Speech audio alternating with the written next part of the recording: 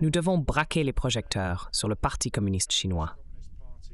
Je crois cela, car je suis fermement convaincu que ce qui se passe à Hong Kong ne devrait pas être pris comme une leçon sur la manière de faire par d'autres autocrates dans le monde. Lors de ce sommet UE-Chine, nous devrons aborder cette question. Nous devrons clarifier au monde ce qui s'est passé ces 3 dernières années à Hong Kong. Je vous remercie beaucoup. Je demande à attirer l'attention et je cède maintenant la parole directement à Mick Wallace, s'il vous plaît.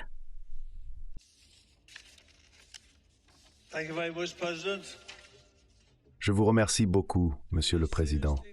Pensez-vous sérieusement que cette institution a l'autorité morale ou politique pour parler des violations des droits de l'homme à Hong Kong ou ailleurs d'ailleurs, lorsque la majorité des députés européens, ici, soutiennent ce qui équivaut à un génocide à Gaza?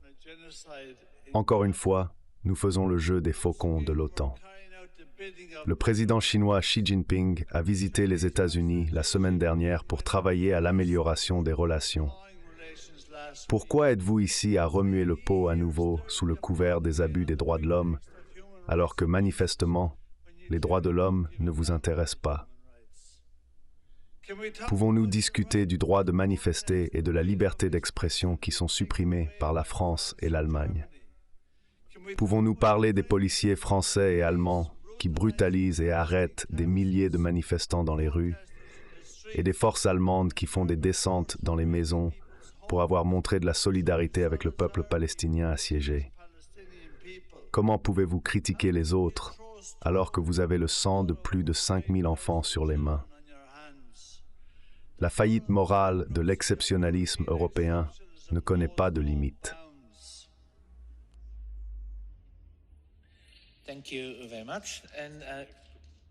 Merci beaucoup.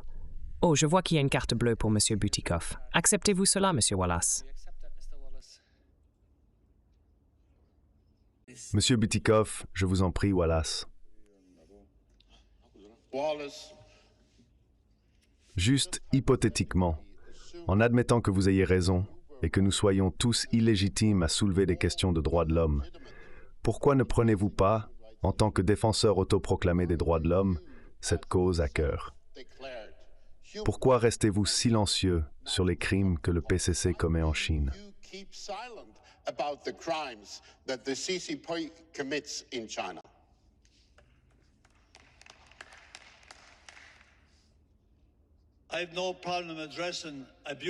Je n'ai aucun problème à dénoncer les abus partout où ils se trouvent.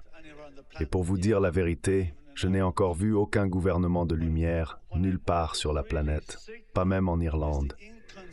Mais ce qui est vraiment écœurant, c'est l'incohérence en cet endroit. Plus de 5000 enfants sont morts à Gaza.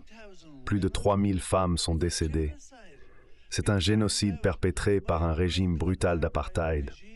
Et cet endroit soutient ce génocide.